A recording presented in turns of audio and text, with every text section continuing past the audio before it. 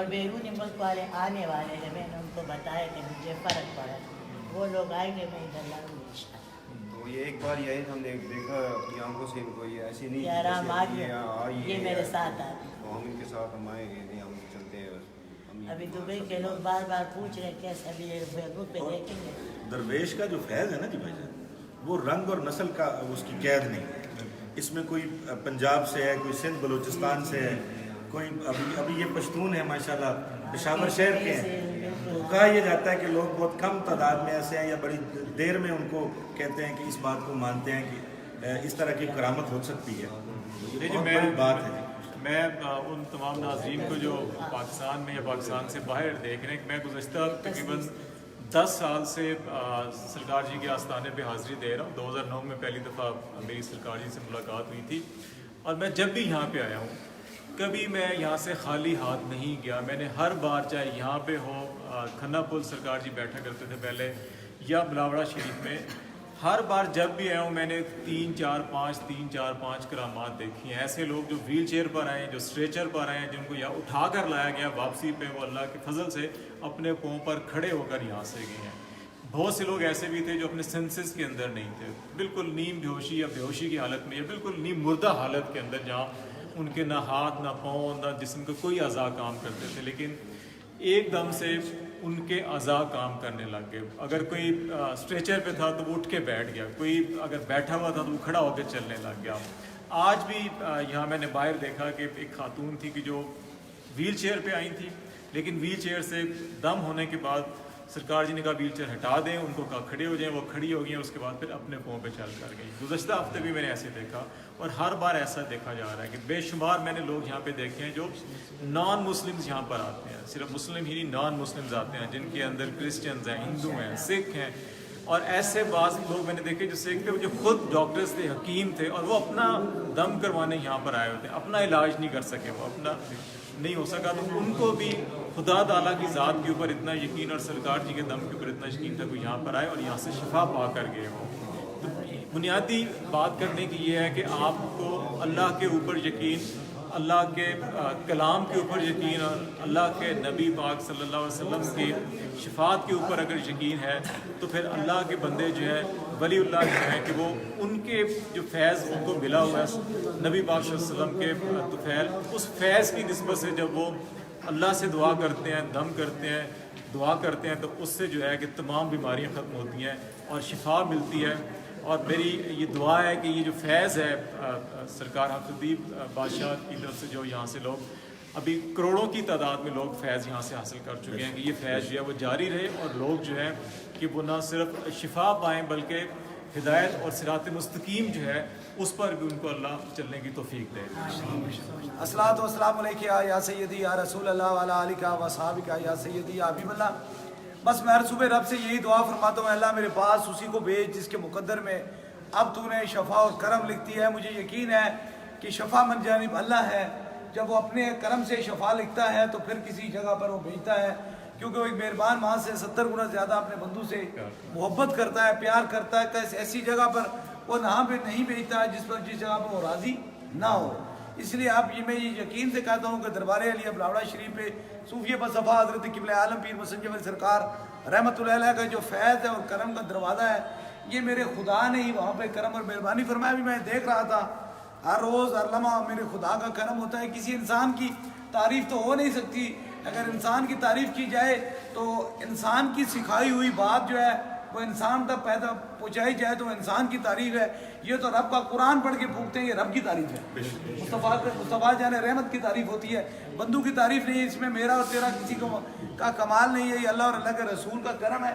ये भाई आपके लाहौर से आए, लाहौर से जी लाहौर से आए हैं, बड़ी ख़तरनाक मर्ज़ में मुब्तला थे, वहाँ लाइन में खड़े बड़े खामोश सी तबीयत से मुझे मिले तो इनके चेहरे पे मुस्कुराहट थी। पिछली बार मैंने देखा तो काफ़ी ज़्यादा परेशान हाल थे, तो मैंने इन्हें पूछा क्या मसला है। कहते सरकार ये मेरी घर वाली है, ये 6 साल से, कितना अर्से से 6 साल से इनको एक ऐसी मर्ज हो चुकी थी कि जिसके अंदर डॉक्टर ने कहा था कि आपकी ये जबड़े की वैन जो है मुकम्मल दिमाग तक बंद है और इसका ऑपरेट जो है वो सर का ऑपरेट होगा।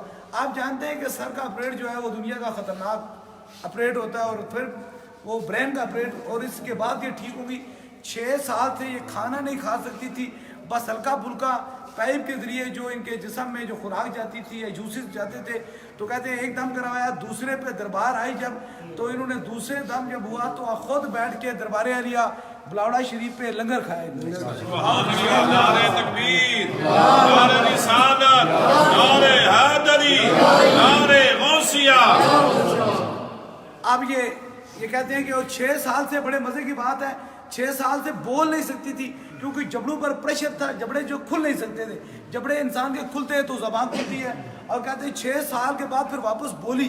अल्लाह ने बोलने की ताकत भी अता फरमाई, और 6 साल के बाद दोबारा खाना खाया। क्या नाम है आपका? तो लाहौर कहाँ के रहने वाले? मुगलपुरा। बिल्कुल इसी तरह हुआ वाक़या आपके साथ? जी बिल्कुल इसी तरह आप खाती हैं, बोलती हैं, बस आप डॉक्टर ने क्या कहा था कि ये कभी खा नहीं सकती? डॉक्टर साहब ये कहा था कि जब तक कि दिमाग का ऑपरेशन नहीं ना होगा तो ये ना खा सकती है ना पी सकती है। तो डॉक्टर आजम साहब प्रोफेसर वो सर्जन है न्यूरोलॉजी के, उन्होंने कहा जी इसका ऑपरेशन होगा, उसके बाद ये ठीक होगी। तो मैंने पूछा जी ठीक हो जी, कहने जी 80% लोग उसी वक्त डेथ हो जाती है ऑन द स्पॉट ही। 10% जो थे वो हो जाते हैं पागल, जो बट्टे आते हैं, कागज उठाते हैं। 10% जो है वो जब ठीक हो जाते हैं ना तो वो 2-4 साल तक फिर हो जाते हैं, वो फिर हो जाते हैं। तो मैंने कहा अब हल क्या है? कहला जी अगर आप इसकी ज़िंदगी चाहते हो तो दवाइयाँ खाते रहो, तकलीफ बर्दाश्त करते रहो। मैंने कहा ये तो कोई हल नहीं है। तो फिर मैं गया फैसलाबाद, डॉक्टर नईमुर साहब हैं, वो फातिमा मोहम्मद में, उन्होंने यही जनरल हॉस्पिटल में गया, जिस हाट में गया उन्होंने ना यही मुझे कि सब जगह की जगह। तो मैंने अच्छा चलो देखते हैं। मैं सरकार दाता साहब 2-4 दफ़ा गया, शाह कमाल गया जी, मारूल्लाह सैन गया। मैंने रो गए गिड़गिड़ा के दुआएँ की कि मेरी रहनुमाई फरमाए, मेरी रहनुमाई फरमाए। तो लाला उस समय की मेरी चीज़ा है, उसने कहा जी सारे लोग बिलावड़ा जाते हैं, तुम कहाँ फिरते हो? सुभान अल्लाह। तो बिलावड़ा की तरह मैंने सुना ही नहीं है बिलावड़ा की तरह। उसने मेरी रहनुमाई की कि बुजुर्गान दीन की नस्बत। तो मैं बिलावड़ा शरीफ में आया, तो मैं तो सरकार का कदम की दूर भी नहीं हूँ जो अल्लाह पाक ने मुझे यहाँ से फैल दे दी। खुदा की कसम अल्लाह पाक ने मेरे कुछ बड़ा ही रहम कर दिया, बड़ा ही अल्लाह ने कर दिया। ये सरकार की नस्बत अल्लाह ने कर दिया। दूसरा दम का आया तो ये इसका जबड़ा नहीं खुलता था, तो मैं गिलास में, शायद आपका टाइम वेस्ट होगा, मैंने नहीं आप बिल्कुल करें बात। तो मैं गिलास में ना जो रस होते हैं वो मसल के ना डाल के उसको चमचा मारता था, जैसे वो सत्तू पीते हैं, एक इसके मुंह में ऐसे चमड़े रखता था, दूसरे ऐसे डॉक्टर ये ऐसे बोलती हूँ। तो जब दूसरा दम का आया ना तो वहाँ सरकार के दरबार के सामने बैठे बैठे ही ना इसका मुँह इधर इसका मुँह खोल दिया। दरबार के हाथे में सरकार के दरबार के सामने, तो इसका मुँह खोल दिया। कहने लगी मुझे भूख लगी है। मैंने कहा मैं राष्ट्रीय आता हूँ मसल, कहते हैं डीप करके खाऊंगी। इसने नहीं तो डीप करके खा। हम गुजरात गए, वहाँ मेरी बेटी होती है, उसके घर गए जहाँ इसने जाकर पेट भर के चावल, अगले दिन इसने रोटी खा ली। अब अल्लाह के फजल करम से सरकार की दुआ से ये खुद पका लेती है, मुझे भी देती है। आपका नाम क्या? मोहम्मद अशरफ। अशरफ साहब, मैंने यहाँ पे पिछले महीने एक जिगर का केस था जी, जो लाहौर में, कराची और इस्लामाबाद के डॉक्टर्स ने हमारे एक जर्नलिस्ट में मिलने वाली उनकी वारदात। उन्होंने कहा कि आपका 1.5 करोड़ रुपया लगेगा, जिगर ट्रांसप्लांट होगा और जो इम्कानात हैं वो 5 से 10% हैं ठीक होने के या जिंदा रहने के। तो वो इस मायूसी के आलम में यहाँ पर आए थे, और तीसरे दम के बाद जब दोबारा उन्हें टेस्ट करवाए तो तमाम टेस्ट उनके क्लियर थे। अपनी तसल्ली के लिए उन्होंने फिर बाकी 4 दम करवाए और उसके बाद दोबारा सारे टेस्ट करवाए, और फिर डॉक्टर ने कहा नहीं फिर एक दो फिर टेस्ट करवाओ। उसने 2 एडिशनल टेस्ट किए और अब वो उनका तमाम चीज़ें क्लियर हैं, जिगर बिल्कुल ठीक है, उनका 1 रुपया नहीं लगा। वो अपना घर सरगोदा में बेचने के लिए तैयार थे, اور ان کے اپنے رشتہ داروں نے جس کی پراپرٹی تقریباً کوئی 1 کروڑ کے قریب بھی گھر کی، جب انہوں نے دیکھا مجبوری ہے تو انہوں نے کہا 40 لاکھ سے زیادہ کا گھر بھی نہیں ہے. صحیح صحیح.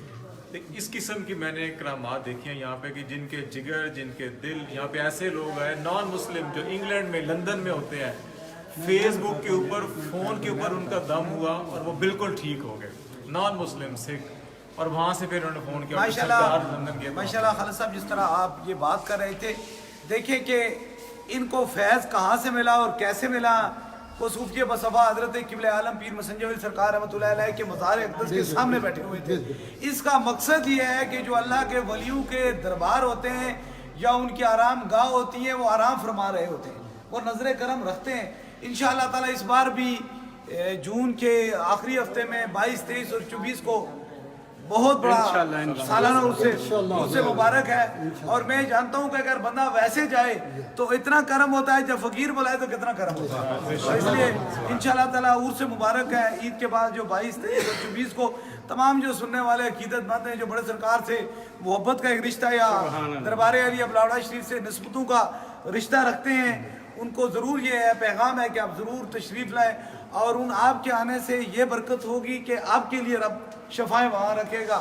جہاں تک سائنس کی یا جدید دور کی بات کرتے ہیں، میں وہ ایک چھوٹی سی بات کر کے آپ سب کو دم کر دوں گا. کافی بڑی تعداد میں لائن میں. میری بہن کلمہ پڑھے ذرا.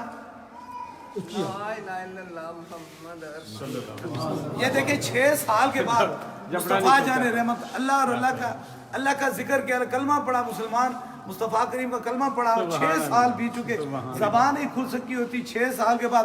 میں جو دور جدید کی بات کرتے ہیں نا، میں ان کے لیے آخری بات کرتا ہوں کہ وہ کیا کرے گا میرے مرد مقابل میں. اس کی آخری منزل پہ تو میرا پہلا قدم ہے.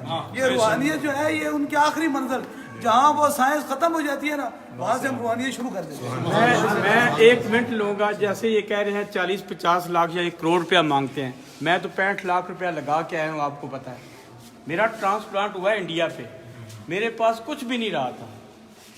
میں بار بار ہی آتا رہا یہاں پہ. یہ ایسے میں آ کے کہتا تھا، کہتے تھے یا اللہ تعالیٰ دے گا.